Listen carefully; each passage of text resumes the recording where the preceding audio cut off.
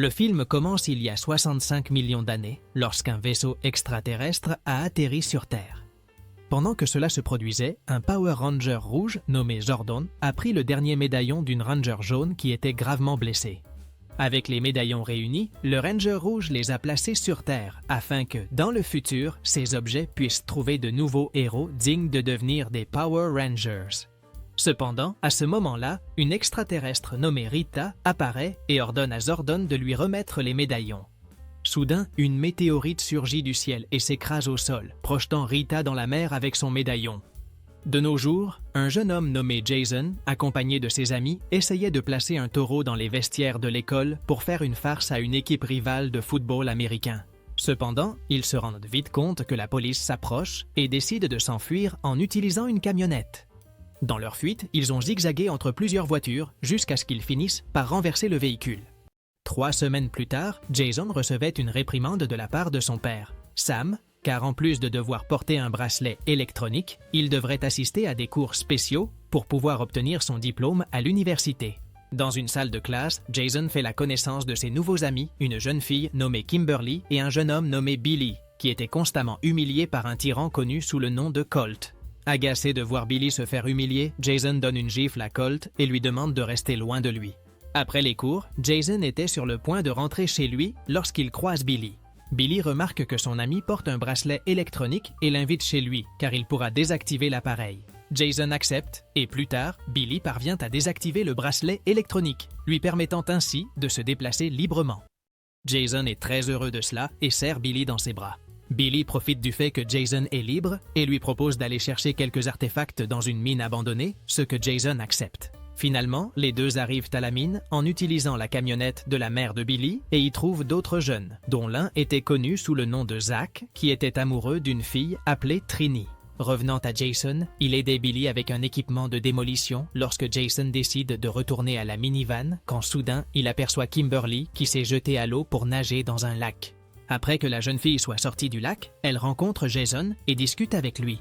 Pendant qu'il parlait, Billy a activé son équipement de démolition, provoquant une énorme explosion et attirant l'attention de tous les présents. Rapidement, Jason et Kimberly arrivent sur place, et Zach ainsi que Trini apparaissent également. Zach est furieux contre Billy, disant qu'il ne peut pas faire exploser ce qu'il veut. Alors qu'ils se disputent, un mur s'effondre, révélant un gigantesque rocher. Lorsque le groupe examine le rocher, ils aperçoivent quelques amulettes mystérieuses. Par curiosité, chaque membre du groupe retire les amulettes et décide de les garder. Soudain, le groupe se rend compte que les gardes de la mine s'approchent et décident de s'enfuir en utilisant la minivan de Billy. Pendant leur fuite, le groupe se rend compte qu'il devra traverser une voie ferrée, mais lorsqu'ils essaient de le faire, ils sont percutés par un train en marche. Pendant ce temps, le père de Jason pêchait en mer avec son équipe lorsqu'ils trouvent un banc de poissons. Et, au milieu de ceux-ci, se trouve la momie d'une femme. À ce moment-là, Sam demande à son équipe de mettre la momie dans le congélateur du bateau, mais ils ne se rendent pas compte qu'en réalité, la momie était l'extraterrestre Rita. Le lendemain, Jason et ses amis se réveillent et se rendent compte qu'ils n'ont aucune blessure, en plus de découvrir qu'ils sont désormais dotés d'une force surhumaine. À l'école, le brute Colt remarque que Billy est seul et commence à l'humilier, disant qu'il va lui casser le poignet. Cependant, il n'y parvient pas, et furieux, le brute donne un coup de tête à Billy.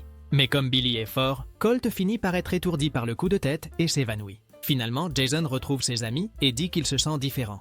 Jason mentionne aussi que cela s'est produit après avoir visité la mine abandonnée et il invite alors le groupe à y retourner pour enquêter. De retour à Sam, il demande à un policier d'examiner la momie qu'ils ont trouvée et lorsque celui-ci s'en approche, l'amulette de Rita s'active, la ramenant à la vie et la poussant à attaquer le policier. Pendant ce temps, Jason et les autres arrivent à la mine abandonnée et retrouvent Zach et Trini. Réunis, le groupe commence à tester ses nouvelles capacités, parvenant à sauter sur de grandes distances et même à escalader des montagnes sans difficulté. Peu après, le groupe saute dans un lac et, à ce moment-là, leurs amulettes commencent à briller. Ils pensent alors qu'il y a quelque chose sous le lac qui fait briller les amulettes et décident de nager, jusqu'à ce qu'ils traversent soudainement une sorte de portail. Après avoir traversé le portail, le groupe aperçoit un vaisseau gigantesque qui semble avoir des milliers d'années. Grâce aux amulettes, la porte du vaisseau s'ouvre et le groupe décide d'entrer. À l'intérieur du vaisseau, Jason et les autres explorent les lieux lorsque soudain ils entendent un bruit étrange. De plus, une porte s'ouvre, laissant échapper une lumière étrange qui commence à suivre le groupe. Face à cela, Jason et les autres se cachent, mais cela ne sert à rien et ils sont capturés par un robot nommé Alpha 5.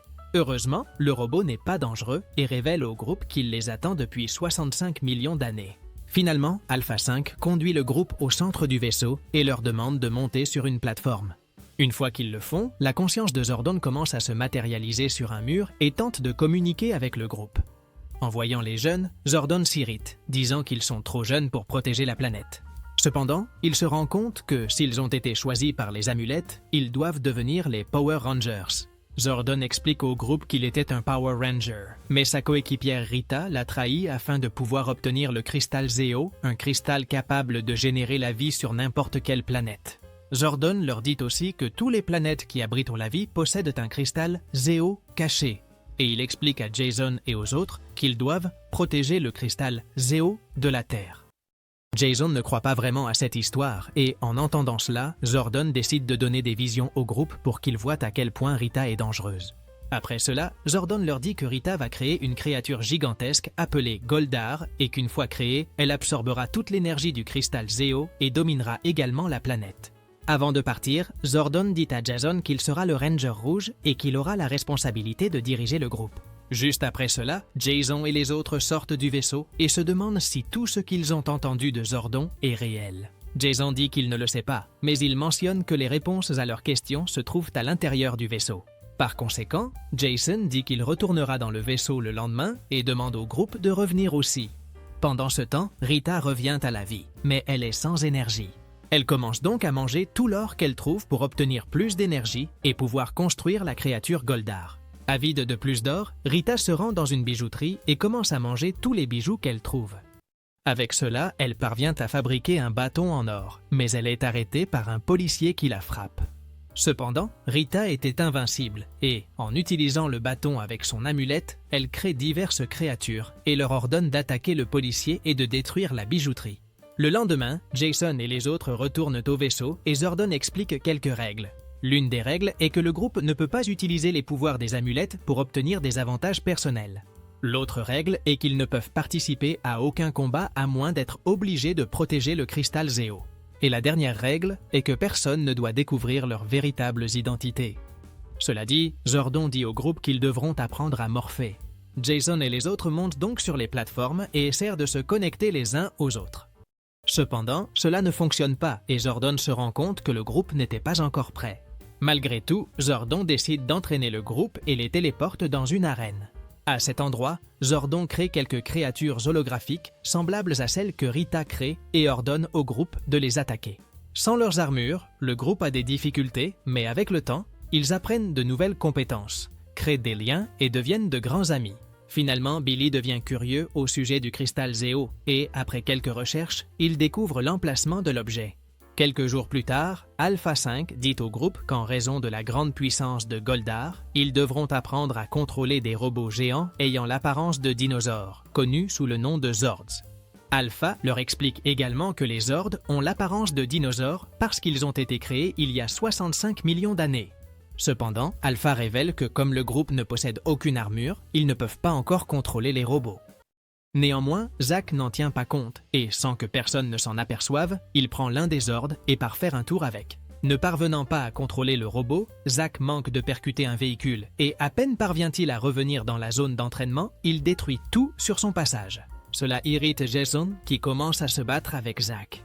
Soudain, Billy apparaît pour séparer la bagarre et, à ce moment-là, il se transforme en Ranger bleu. Peu après, Billy redevient normal et n'arrive pas à faire réapparaître l'armure. Zordon a tout vu et, voyant que les jeunes ne sont pas dignes d'être des Power Rangers, il les renvoie chez eux. De plus, Zordon dit à Alpha qu'il sortira du mur et vaincra Rita tout seul. Alpha dit à Zordon qu'il ne peut pas le faire parce qu'il a besoin que les Power Rangers se transforment pour qu'ils puissent revenir à la vie. À ce moment-là, Jason arrive et, après avoir entendu toute la conversation, il se dispute avec Zordon, disant qu'il sait qu'il veut que le groupe apprenne à se transformer pour pouvoir revenir à la vie. Irrité, Jason décide de partir et de retrouver ses amis. Plus tard, le groupe décide de camper et en profite pour discuter. Au cours de la conversation, ils discutent du fait qu'ils ne peuvent pas se transformer en Power Rangers et en arrivent à la conclusion que c'est parce qu'ils ne se connaissent pas les uns les autres. Alors, chacun commence à révéler ses secrets les plus intimes et essaie de créer un lien de cette manière. Cependant, la seule à ne pas révéler ses secrets est Kimberly. Pendant la nuit, alors qu'il dormait, Rita rend visite à Trini, qui est la Ranger jaune. Rita essaie de découvrir auprès de Trini où se trouve le cristal Zeo, mais ni elle ni les autres membres du groupe ne connaissent l'emplacement de l'objet. Rita ne la croit pas et dit à Trini qu'elle et les autres doivent trouver l'emplacement du cristal. Sinon, elle détruira toute la ville. Pendant ce temps, Kimberly rend visite à Jason et lui révèle que c'est à cause d'elle que les autres ne peuvent pas se transformer. Kimberly raconte qu'à l'école, elle a blessé sa meilleure amie et qu'après cela, elle n'a pas pu se pardonner. À cause de cela, Kimberly n'a pas pu s'ouvrir au groupe et pour cette raison, ils ne peuvent pas se transformer. Plus tard, Jason et les autres retrouvent Trini qui leur raconte qu'elle a rencontré Rita et qu'ils doivent trouver la méchante sur un quai de la ville. Jason encourage les autres à aller combattre Rita, mais Trini dit que c'est dangereux car ils ne sont pas encore des Rangers. Malgré tout, Jason insiste et, après avoir motivé le groupe, ils se rendent au quai. À leur arrivée, Rita apparaît et affronte le groupe. Comme ils ne sont pas encore des Rangers, Rita a l'avantage et parvient à tous les attacher. Après cela, Rita ordonne au groupe de révéler l'emplacement du cristal Zeo. Sinon, elle les éliminera tous. Jason dit qu'il ne sait pas où se trouve le cristal, mais Billy finit par révéler la vérité, en disant que le cristal se trouve sous un café de la ville. Rita est ravie de savoir où se trouve le cristal et, avant de partir, elle jette Billy à l'eau et, quelques minutes plus tard, elle libère les autres. Inquiet, le groupe parvient à sortir Billy de l'eau, mais ils se rendent compte qu'il ne respirait pas. Pour tenter de l'aider, le groupe emmène Billy jusqu'au vaisseau. Cependant, Zordon dit qu'il ne pouvait plus rien faire pour le sauver. Malgré tout, le groupe s'engage à tout faire pour sauver la vie de Billy et Kimberly découvre qu'ils n'ont pas besoin de se connaître pour se transformer, mais qu'ils doivent avoir un lien fort entre eux. Grâce à cela, un cristal du vaisseau ouvre un réseau de morphage et Zordon a cette unique opportunité de sortir du mur et de retrouver sa forme humaine. Cependant, il décide de ne pas le faire et utilise l'énergie du réseau de morphage pour ramener Billy à la vie. Zordon explique qu'il l'a fait parce que Jason doit être le Ranger rouge et qu'avec les autres, ils doivent vaincre Rita. Avec le groupe à nouveau réuni, ils s'approchent du réseau de morphage et enfin, ils enfilent leurs armures et deviennent les légendaires Power Rangers. Pendant ce temps, Rita se trouvait au centre de la mine abandonnée et, utilisant ses pouvoirs, commence à créer le puissant Goldar. Cependant, à ce moment-là, les Power Rangers apparaissent et livrent une bataille légendaire contre les créatures de la vilaine. Les héros remportent le combat, mais se rendent compte qu'il y a beaucoup de créatures. Soudain, Zack apparaît en contrôlant l'un des Zords et parvient à vaincre presque toutes les créatures de Rita. Cependant, Goldar était prêt et se dirige vers la cafétéria de la ville pour obtenir le cristal Zeo. Voyant qu'ils doivent agir, les Rangers décident de prendre le contrôle de leurs propres Zords et partent à la poursuite de Goldar. Au centre-ville, Rita détruisait tout sur son passage, mais les Rangers arrivent avec leurs Zords. Pour les affronter, Rita crée différentes créatures et leur ordonne d'attaquer le groupe. Pendant ce temps, Rita parvient à trouver la cafétéria et Goldar commence à la détruire pour trouver le cristal Zeo. Jason et Trini essaient d'arrêter Goldar, mais ils n'y parviennent pas. Et finalement, Jason se rend compte que son père était attaqué par les créatures de Rita. Rapidement, Jason vainc les créatures et sauve son père. Mais Sam ne se rend pas compte que le Ranger qui l'a sauvé était son fils. Revenant à Goldar, il continuait de détruire la cafétéria lorsque Kimberly a eu une idée. Alors, elle a pris le Zord de Billy et l'a lancé sur Goldar, le faisant tomber au sol avec Rita. Les Rangers pensaient avoir gagné la bataille, mais ils se trompaient car Goldar a réussi à revenir à la vie et a également rendu Rita plus puissante. Avec une force redoutable, Goldar a fini de détruire la cafétéria et en ouvrant une fissure, il a trouvé le cristal Zeo. Avec beaucoup de courage, Jason et les autres Rangers se sont unis et ont entamé une bataille légendaire contre Goldar. Cependant, Goldar était très puissant et a poussé les Zords des Rangers dans la fissure. Cependant, ce que ni Goldar ni Rita ne savaient, c'est qu'en unissant les Zords, ils se transformaient en un grand robot géant. Jason et les autres étaient heureux d'être en vie et ont décidé d'appeler le robot géant Megazord. Rita, irritée, décida de rejoindre Goldar et, avec leurs pouvoirs combinés, Goldar devint extrêmement fort. Face à cela, Jason et le groupe décidèrent de se battre, mais ne sachant pas comment contrôler le Megazord, ils tombèrent au sol. Heureusement, le groupe se releva et parvint à travailler en équipe. De cette façon, ils travaillèrent de manière synchronisée et portèrent un coup à Goldar, le laissant étourdi. Malgré tout, Goldar ne se rend pas et assène également plusieurs coups au Megazord. Rapidement, les Rangers font en sorte que le Megazord donne un coup de pied à Goldar, en plus d'utiliser ce qu'ils ont appris lors de l'entraînement avec Zordon, et projettent la créature au sol. À ce moment-là, les Rangers font sortir 2 épées du dos du Megazord et attaquent Goldar. En voyant que Goldar a perdu la bataille, Rita s'en va furieuse et insulte les Rangers, affirmant que d'autres comme elle apparaîtront sur Terre et tenteront de capturer le cristal Zeo. Les Rangers ne s'inquiètent pas, et Jason dit à Rita de laisser son bâton et de se rendre afin qu'elle puisse être jugée par Zordon. Rita refuse et, dans une dernière tentative pour les vaincre, elle s'avance vers le Megazord, mais les Rangers la projettent dans l'espace, la laissant congeler. Dans la scène finale, tout le monde remercie les Rangers et se demande qui ils sont. De plus, Jason devient officiellement le chef des Power Rangers. De retour à l'école, Kimberly lance un bout de papier à Jason et il voit qu'elle y a dessiné un éclair qui deviendra le symbole des Power Rangers. Et ainsi se termine le film. Si tu as aimé cette vidéo, n'oublie pas de t'abonner à la chaîne, de liker et profitant pour découvrir d'autres résumés incroyables qui sont disponibles pour toi. Je vous dis au revoir pour l'instant et on se retrouve dans la prochaine vidéo.